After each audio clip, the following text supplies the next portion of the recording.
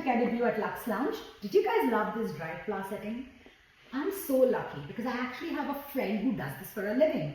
I want you all to meet her and really. Are you gonna drive us there? No Zoom meeting? Yeah, no Zoom meeting today. Today it's in person. Let's go.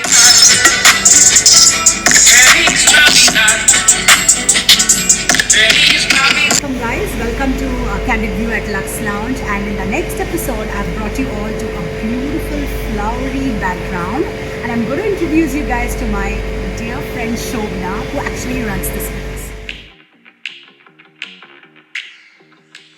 Shobna, welcome to Candid View at Lux Lounge, and thank you for giving all your time and getting to show us all this. So can you please introduce yourself to our friends who are watching us? Thank you very much, Lakshmi. It's wonderful to have you around in this flower place. And yeah, about my introduction, I have been in floristry for about a year now, so very new in the professional sense. Previous to that, I was a teacher for about 2 decades. So pretty much into creativity before making kids creative, and now doing some creative flower arrangements. Shobna, as we were discussing, you were a student of MBA. After being a teacher, you became a student, you did your MBA. And then how did you suddenly find your passion in flowers? Was it sudden or you always had it? Well, the passion for flowers goes back to about when I was 13 to 14 years old.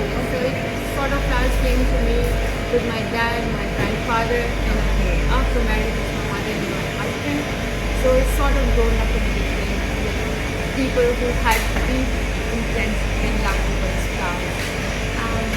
With my master's, actually I did business management, and it really helped me how I'm carrying out my business here. I was really waiting for the right time for my children to grow up, because you know me, I want to be 100% committed to what I'm doing, and this is the right time since my kids are now independent. I thought that let me proceed with my passion for flowers.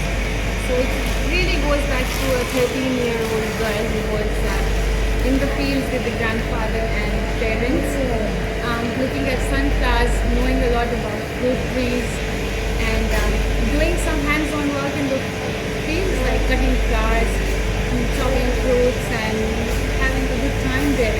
So I'm sure your grandfather will be so proud of you. Looking down upon this, that's amazing. So tell me, what is the toughest part of your job? Like managing this place itself is a big job, but what do you think is the toughest part? So, well, 50% of my job is fun, which is making flowers, but 50% I would say is the toughest part that I always felt was paperwork, dealing with a lot of invoice makings, orderings, keeping a good track of, all the papers that come into. So I'm not an accounts person, so that has been a bit of a problem. But having said so, I think upon feedback, I realized the importance of it. Correct. So I think we can get somebody else to do that part of it. Oh yes, we've got people. And so which is the best part you enjoy the most of your managing the shop? Well, the most enjoyable part I would say is making flowers, doing the creative aspect of it. It's such a good feeling when you open the shutters in the morning and unlock the doors, and you have all flower perfume around the shop. I know. And here you go with boxes opening one after the other, roses, lovely, delphiniums, rosy buttons, and heaps of stock. I'll take you around the shop and Yes, you know. I'm really excited. And then every arrangement has its own creative value. And then at the end of the day, when I do certain deliveries as well, to make people feel important, when you see that gleam on their face of that happiness that they get flowers, is I think the most beautiful gift that I can make. Absolutely. Flowers can make any house beautiful, and I have a beautiful collection from your store in our house, which makes our house bright and lively. And we just love it. You need to tell us some creation of yours which you are absolutely proud of. Yes, I'm actually very, very proud of, and I become very happy when I do the dry installations. I I made a couple of them. My first one definitely is very close to my heart because, and it is with a hairdresser now at the moment. People just look at that and they come back to my shop. But the best part of that installation was that it was made up of sustainable material. So we can reuse it. It's going to stay for years over there. And for the first time, I had actually dried all the stuff in our store for that particular installation. So it's like from there it started. So our friends have already seen one of your dried flower creation at our place Oh, in the okay. introduction. Thank you. So you really do very well with the dried flowers also. So you tell me, we all know Brisbane has a lot of flowers. Even Port Moresby for that matter has a lot of flower shops. What do you think makes your store slightly different from all the other people in this business? We try to make things at Hendra Flower Market a little bit different from other florists. I try to source, because we are a wholesaler as well, we try to source most of the product that is flowers, orchids and other stuff from the local farmers.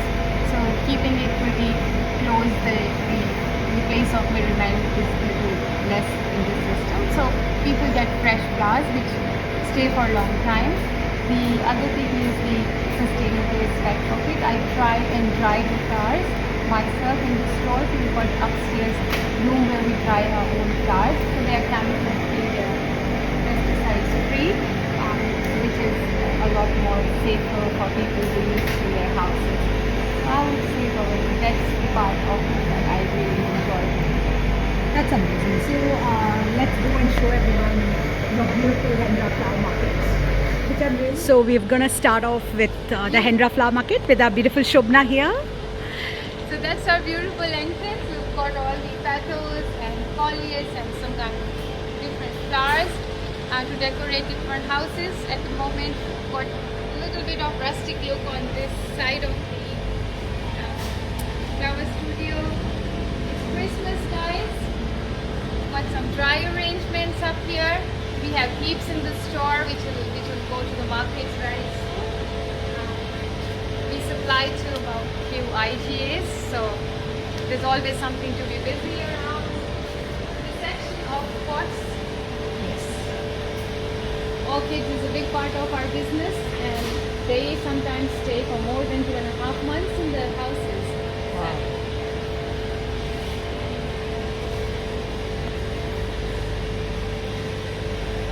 I'm loving the colors. Christmas arrangement. And that's the market that we're talking about. Yes. Wholesale market. And, Welcome. and that's the most exciting place to be currently because it's such a hot day today and we have a beautiful freezer room. A couple of natives around here. We had a busy day, so you can see Wow. all the roses are gone. Beautiful roses here.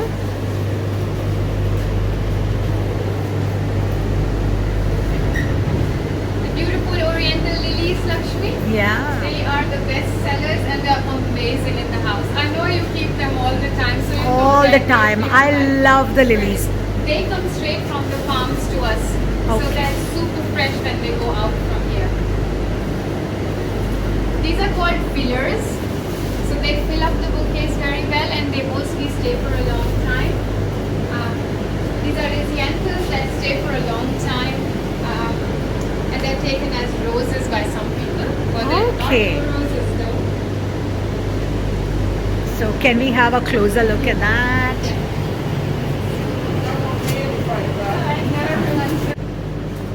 Some sinks and spray carnations.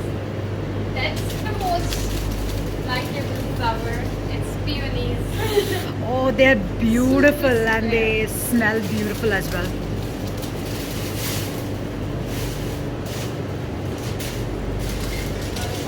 Orchids there.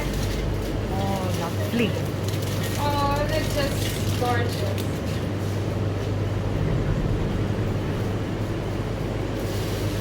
These are more or less fills that they use in flowers. Okay. Gum is really a big favorite of everyone. I mean, if I get about What is that again? What is that That's called? called gum. Ah. Gum.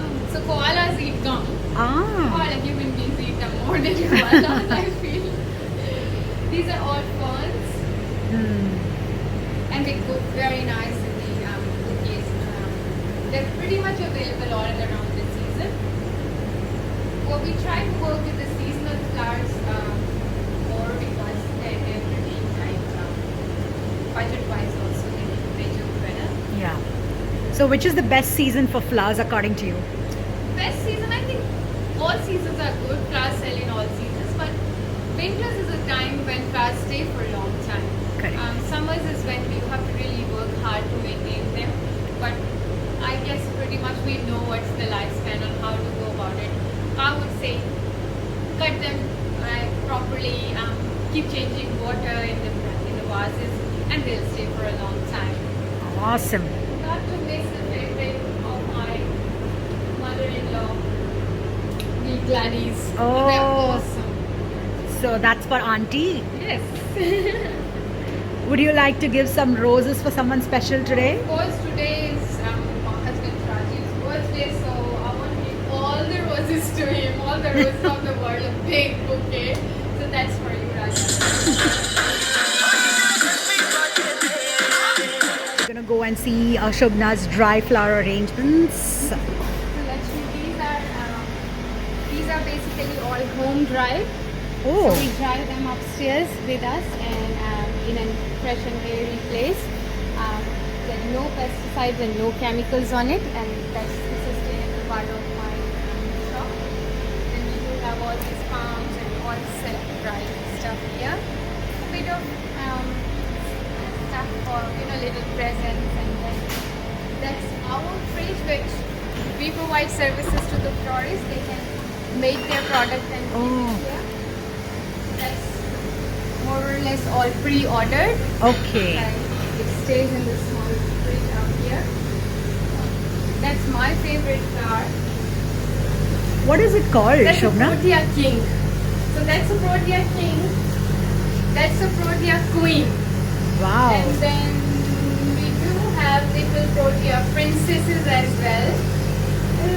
Where did my princesses go?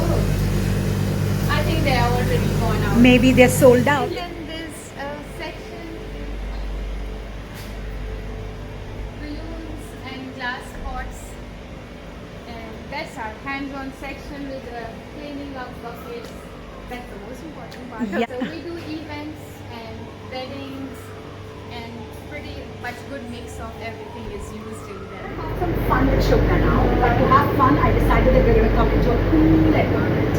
So I'm going to play Never Have I Ever with Shobna. Shobna's Never Have I Ever. Okay.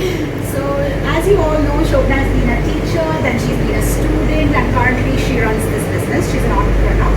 So I'm going to ask her, Shobna, never have you ever made a mistake while teaching? Don't think so. I have made a mistake while teaching. I used to do my Homework properly. Homework properly. Yes, I used to do my planning very well, and then but the good part of that was because I was working with little kids, we can always make up with dancing and singing around. So that was most of the time, like educational learning with recreation. So I think there are chances of not So making that's many it. mistakes. Yeah. So now, after you were a teacher, you moved to Brisbane, you became a student. So did you bunk class ever? Never have you ever bunked class? I did bunk classes at uni while doing masters. You can afford to do so. I did bunk. I am very naughty. Okay. So now that you've moved, now let's move to this part. Your teacher part is finished, student part is finished, your entrepreneur part. So have you ever had to convince your customer to buy a flower? Like they came to buy something else, but you thought you should convince them to buy this one. Have you ever had to do that? Oh, I have done that a couple of times, not once. Because sometimes people just come in and they're really not sure what they want to buy, and they go this side, that side, and they're like not really sure. And that's when you really know where their eyes are going again and again. Just read their eyes and say, okay, he's like that car. Okay, so that's the one for you. So then we have to do it a couple of times. So you've done that, okay. And I'm sure all of you already know, but Shobna is a great dancer, okay?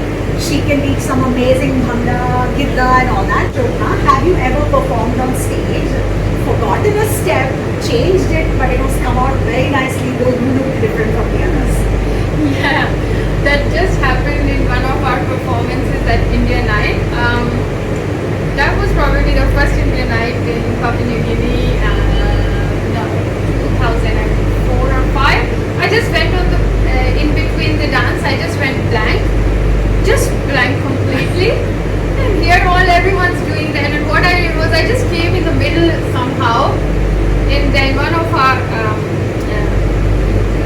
person who was dancing with one of the dancers, they just did like this, and I just followed and went back. That was really, really terrifying for me, but when I saw the video, it came out as if it was planned, and I went in the middle and then I followed them. So. Okay, now the final question. All of us, like have these tense moments and everything. So as an entrepreneur, have you been really angry or upset at someone when you've had to put up a smile and just go on with it? Yeah, I would say about 3 times I have done that. I think it happens to everyone. Yeah, and having said that, people come in here in all kinds of moods. So I have to make myself understand that they might be having a bad day. Correct. And it did happen once that one customer came inside and she just brought a dog, and I don't know whether she was angry on the dog or on us or the warm weather, and she said, oh, you don't have this flower and you don't have this flower. We had a full room of flowers. And I said, oh yeah, we had a lot of flowers this morning and we sold all of them. I really apologize. I don't know what I was apologizing for, but just to make her happy. Well, she bought few flowers and went out happily, I think. So you probably made her day. And now my final question, which I cannot leave without asking you. I know that you adore Jennifer Lopez, right? Oh, yes. She is your, you're a big fan of Jennifer Lopez. So if you had to make a bouquet for J-Lo, what would the bouquet have? Well, definitely I don't need to have any second thoughts for a bouquet of Jennifer Lopez. It's going to be big biscuits for her, and then it's going to be some peonies for her, and obviously I'll go in for the black roses. That are very rare, but they're so beautiful. So black roses, colored dyed biscuits, and peonies. That's for Jennifer Lopez. That's her style. That's your bouquet from Shobna. Now before we leave you to carry on with your work, I want to ask you to give a small message to our friends who are watching us. From Shobna. So I completely believe in one thing. What you want to do in life, you must do. Never think that there will be it will be difficult, what hard work you will have to do. Just go for it. Think about it, plan, and then go for it. It will happen, and do what you love. At least once in lifetime, do what you love to do, and I'm sure by God's grace it will definitely happen, and it will happen to the interest and to the extent that you want. Amazing. I really want to congratulate you for having this beautiful place set up, and you've been running through the COVID times with a very positive spirit, and I'm sure next year is going to be even better. So thank you very much for your time